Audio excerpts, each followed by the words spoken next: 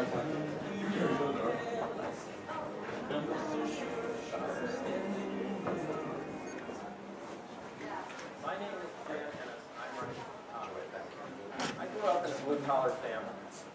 name is Dan Innis, and I'm running for Congress.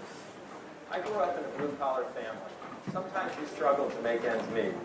But our home was filled with love, and I learned the value of hard work, personal responsibility, and how to stretch a dollar. I went to college, something my parents and grandparents were never able to do. And I became passionate about business and free markets. I got my doctorate and started teaching at a university. For almost 7 years, I've been leading the business school at the University of New Hampshire, preparing the next generation of business leaders and entrepreneurs. I live in Portsmouth with my husband, and we own a successful business downtown. And I have 3 great kids, and 2 of them are UNH Wildcats. I have benefited from the American dream time and again in my life, but dysfunction in Washington is breaking the promise that we have made to leave this country stronger for our children. Enough is enough. I believe we need new leaders who will fight to make the American dream available to the next generation. The federal government has to be put in its place.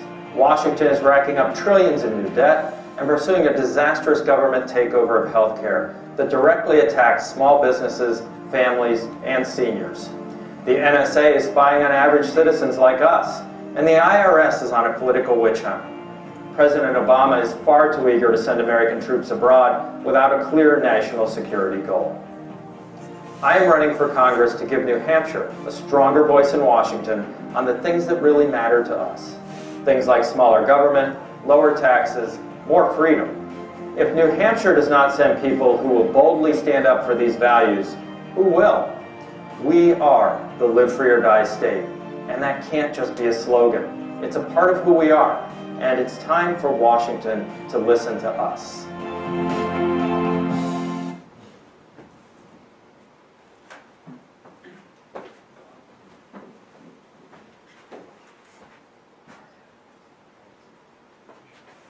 Hello. There we go. Well, everybody, welcome. My name is Tim Corning. I'm the president of the UNH Students for Innis group. We are a recognized UNH student organization pretty much devoted to 2 things. We want to raise awareness about candidate Innis here on campus. We personally believe he's the best choice for New Hampshire in the upcoming election, and we want to educate students about his platform and provide this opportunity for students to engage with the campaign. So today, without much delay, I just want to introduce Dan Innis, and I'll be around afterwards for any students who want to learn how they can get involved with the campaign or to learn more about us. So, Dan, thank you. Thank you. I don't know if I need a mic or not. Can you hear me okay? Yeah. Yeah? All right. See, you know, when you've been a professor, you can talk for hours, so you're going to be here for a while. And you don't forget how to project a little bit, so we'll go without. Thank you for coming. I really appreciate the opportunity to talk with you and tell you a little bit about who I am and why I'm doing this, and why I'm interested in getting to Congress and trying to make things better. So drop back in time a little bit so you can understand who I am as a person, and then we'll get into some of the issues a little bit. You saw some of the pictures in the announcement video, a little kid reading the newspaper. I was that nerdy, that young, and it was really, I think, reading and learning and growing was always important to me, and that's what brought me to the university environment, and it's why I so love being at UNH and the other universities where I've been. And my parents always reinforced the importance of learning and growing, and growing up in a rather humble family life, I learned the value of expanding your horizons. And it was my grandfather who got me interested in business. And there was a picture of him up there painting, and I thought I was helping. And Grandpa was a self-taught engineer. After World War II, he decided he wanted to be an engineer, and he studied and did that. And he helped me to understand business and to get excited about business and to really grow into business. And my father worked in business. He printed the morning newspaper when I was a kid and worked nights. And my mother was a secretary at the gas company. So business was all around us, but you know, it So I guess you could say I grew up with it. But it was a great family life, enjoyed it. My grandparents, great-grandparents were all close by, and I grew up in a very loving family environment with terrific support. Came time to go to college. My dad had just started his first business. So Dad was getting out there and trying to do it when I was 14, 15 years of age. He took all the money that we had, which wasn't much, and put that into the business. So when it came time to go to college, that was on me. So like some of you, I had to pay my way through college. And yes, it was a long time ago, and yes, it cost less. We didn't have money then, and it was tough. So I worked, I had a Pell Grant, I had student loans, some scholarships. I graduated with $20,000 in debt, like many of you probably will, and paid off my last student loan when I was 38 years old. I had accepted my first dean's position when I paid off my last student loan. So it's a long time, and I understand what students and young people are going through. And I think access to education and working to keep it affordable is very, very important. But working with you folks and having 3 children of my own who are age 13, 20, and 22, 2 of them are here. One's getting his MBA after a music performance undergrad. The other is an environmental science student. Having them working with you and thinking about where we are as a nation and an economy, it has really hit me hard that you don't see the world and opportunity the same way that I did when I was your age. The world looks very different to you. The opportunities maybe don't seem as great. You worry about that first job. We did too, but I think you worry about it even more, and there's less certainty. You feel maybe a little bit constrained in terms of your personal freedom and liberty. And the government is getting too big, and it's seen oftentimes as an obstacle. And it wasn't that way not that many years ago. It's 30 years now, so I guess it's a while now. But it's really changed. And the government has taxed us too much, gotten too intrusive, gotten too big, and it keeps getting bigger. We're witnessing a takeover of our healthcare system, and it is a takeover. 1/6 of the economy, which has been private sector, will become government, at least heavily influenced, if not controlled.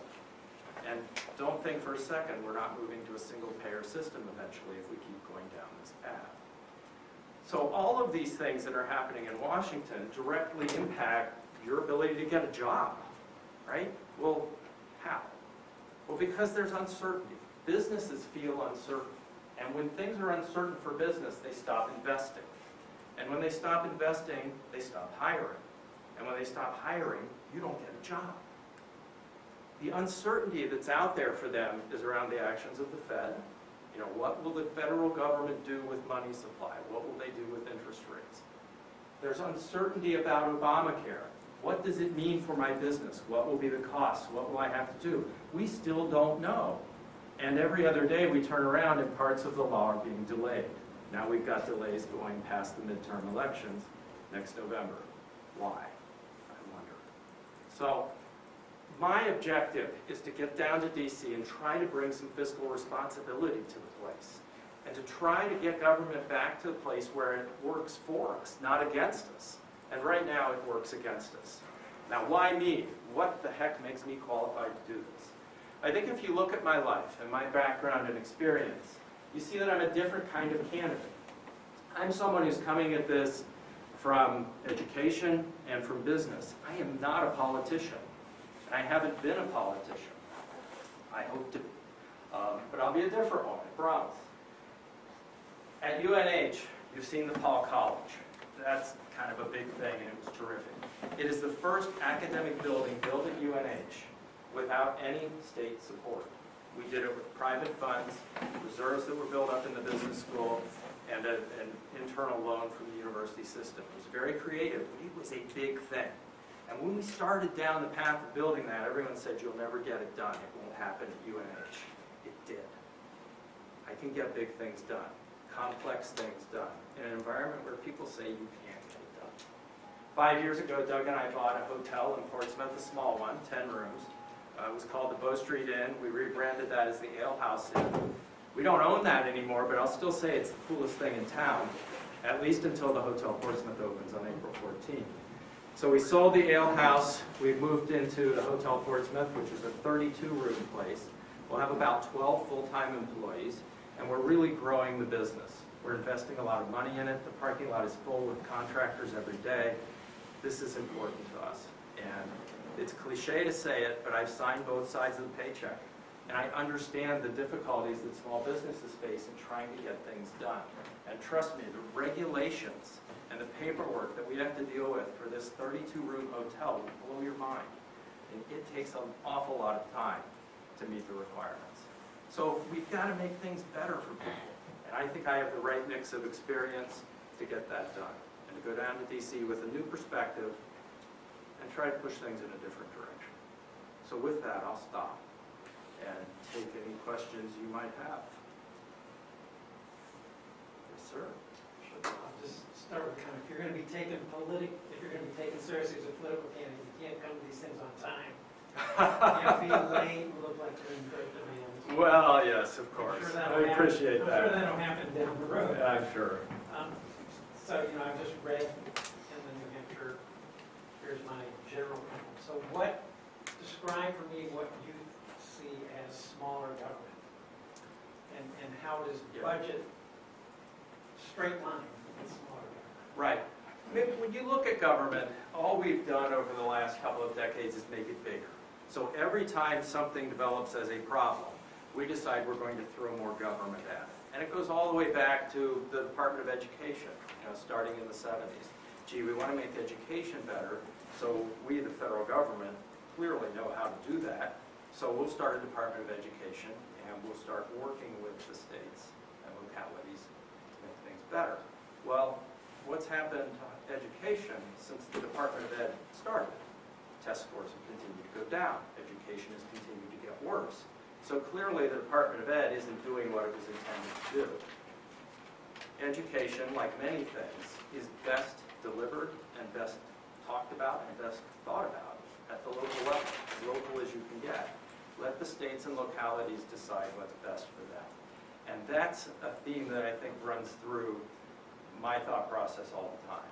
Let the states and the localities determine their own direction. The country was founded with that philosophy.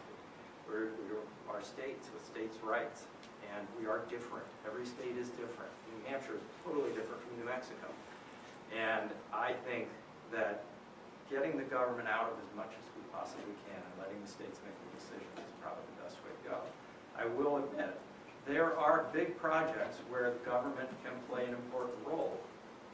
The federal highway system is one. I mean, that's an example of good government at work to benefit the country.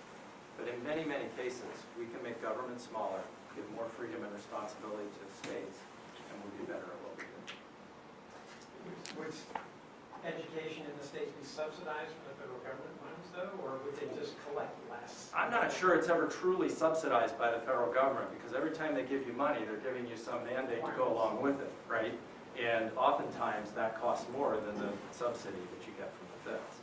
So I think you got to balance that. If you're going to take money from them, you better also take orders from them. So I would say probably as little as possible. Others? In the back. In the 2008 presidential primary, you picked up a Democratic ballot. Did you vote for Barack Obama or Hillary Clinton? It doesn't matter who I voted for, but I'll go back to something I said a little bit ago. And that is, I have not lived my life as a politician or to be a politician. And I have made decisions and voted based on my thoughts and feelings at that point in time. So I think if you listen to what I have to say and you look at my platform and my positions, there's no question that I'm a Republican, a registered Republican at 18, and that I am absolutely committed to the party's core values. Now, yes, sir. Did you talk about what do you think the vision for Washington to really tackle the national debt is? Yes. To get there? Yeah. What Washington has an inability to do is plan, right? Washington's solving its problems going from crisis to crisis to crisis. It isn't thinking forward a 5 to 10 year time period. We didn't get into this mess overnight, and we won't get out of it in a single budget cycle, whether it's 1 year or 2 years. It's going to take 5 to 10, maybe 15 years to really fix this. If you look at entitlement spending, mandatory spending, that's facing the government. Between 2030 and 2040, at the rate we're going, every penny that comes into the federal government will have to go to mandatory spending. There won't be anything left. So that means no money for highways, no money for air traffic control, no money for parks, no money for the Department of Education, if we keep it. No money for all those things, right? So what do? Well, you've got to think about it now. And you've got to develop a plan that enables us to get the budget to a reasonable place, ideally balanced, while meeting the obligations that we have to our people. It can be done if we start now and we develop a long-range strategic plan to get it done. So we have to approach it like a business problem, right? Where do we need to go 5 to 10 years from now? Now let's develop the plan to do it and stick to it. Instead of saying, well, you know, we're going to solve this budget problem right now with a budget agreement that will fix $20, $30 million of the $6 trillion problem that we have. And we'll call that a great thing. We've got to do better than that. And we can do better than that. Others. A whole string of them over here. I know. How does climate change play into this idea of like a sustainable business model with regards to like energy in New Hampshire, your ideas about that? Yeah, I think energy has to be balanced. We need a balanced energy policy. We've got to make sure that, you know, we are doing the right things to continue meeting our energy needs into the future. And we all know certain fuel types are going to run out, certain are going to become more economical, but it's got to be a sustainable approach. So businesses, if you talk to a business, they will tell you that sustainability is good business. If we do things that are sustainable, we're going to save money, and we're going to be prepared for the long term. And I think that's the approach that I believe in. You know, climate change is out there. People are talking about it. We have a lot more to learn about climate change and exactly what's driving it. But under any circumstance, being sustainable in our policies and the way that we think about energy and trying to use less is always a good thing to do. And that will put less CO2 into the atmosphere. And that's a positive thing. Yes, sir. So you just talked a lot about your plan to lower the deficit and having it need to be a long-term plan. Can you give examples of some of the specific things that you think would be a contribution to that plan? Well, if you go to the website, you'll see various position papers up there where I talk about the things that we need to do to get the deficit under control. One of the biggest things is to get Congress to vote on spending increases. And right now, there are a lot of pre-programmed spending increases that just take place every year. Congress doesn't vote on them. If you went with a flat budget for a 2 or 3 year period, we would really get the problem under control pretty quickly. And if we force Congress to vote on things and to make the decisions and do that publicly, I think we'll begin to get things under control. So there are a lot of little things that can be done that will really change the way we go through the budgeting process.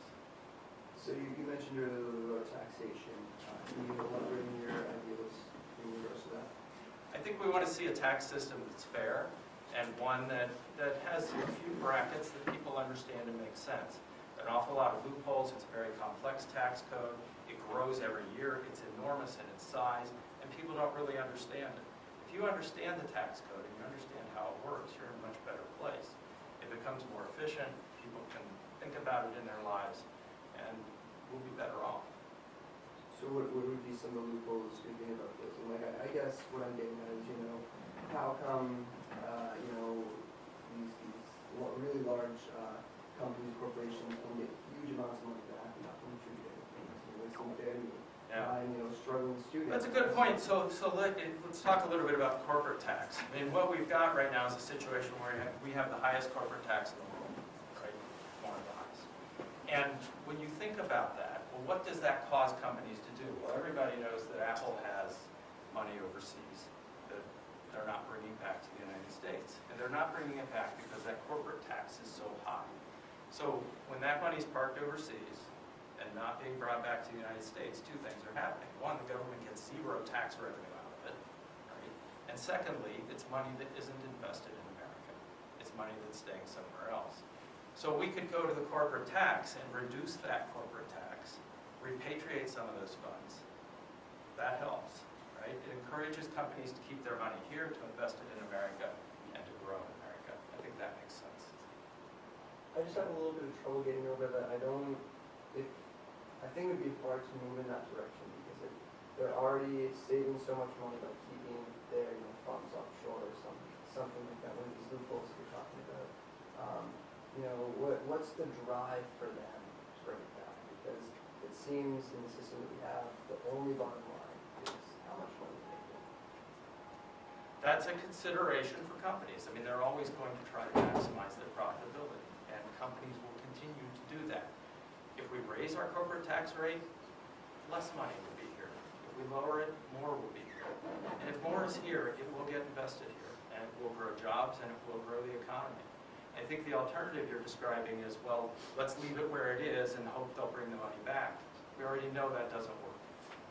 I definitely don't think, well, I think we can both agree that where it is doesn't work. I don't know if we both think the same additional wage. Well, higher won't help. I can guarantee you that. Question? If you have any comments, what would be your position on the current configuration of the paycheck fairness act of the minimum wage number 10? Yeah. The minimum wage is an interesting thing. And, it's been in place for a long time. I used to make it back when it was $2.10 and then $2.35. It was a pretty big raise from $2.10 to $2.35.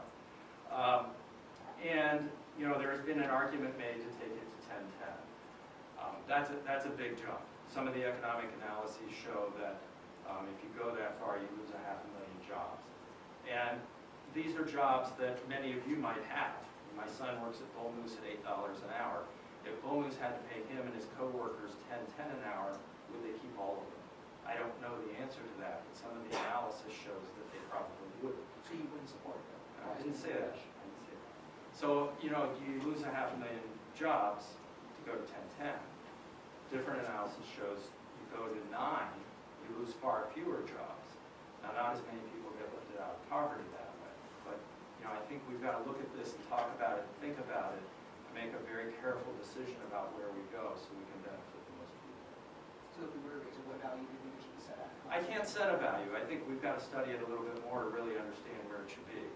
I mean, it's a complex question, and it's a complex answer. It's not one you can just answer in a quick statement.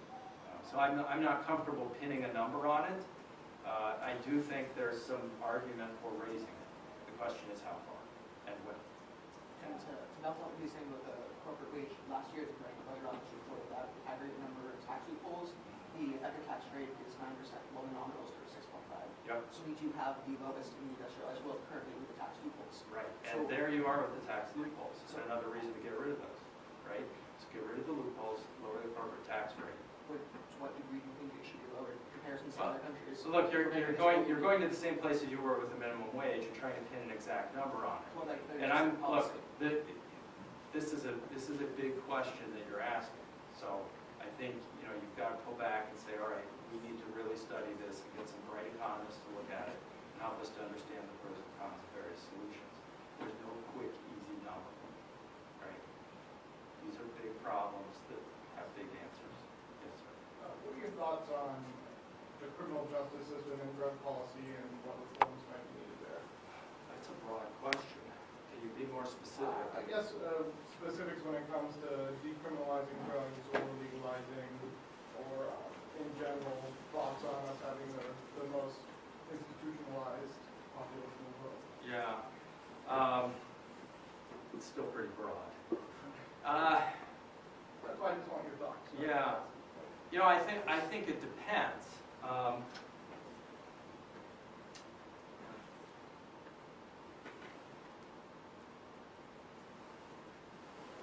There's been discussion about decriminalizing marijuana, for example. I think those are decisions that should be made by the states. And I guess, with that sort of question, it does come to the states. I mean, you have certain states where it's legal, right? A couple now. You have certain states where it's not. New Hampshire.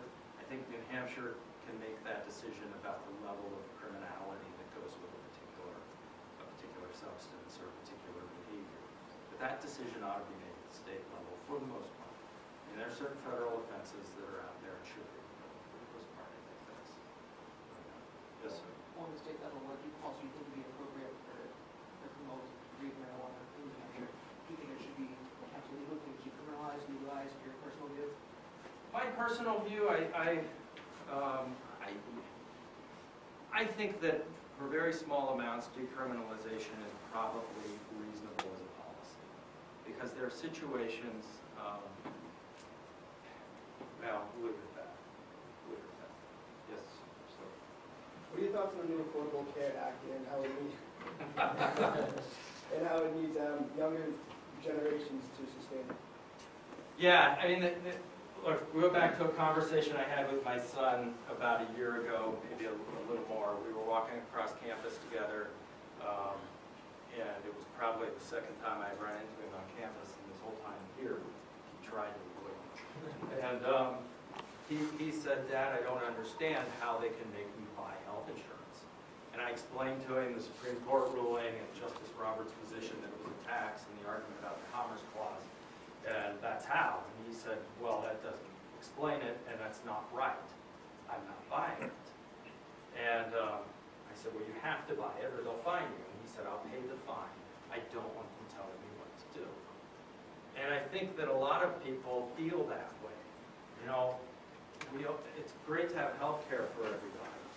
But what we did was we had 10 to 15% of the population that wasn't covered with health insurance.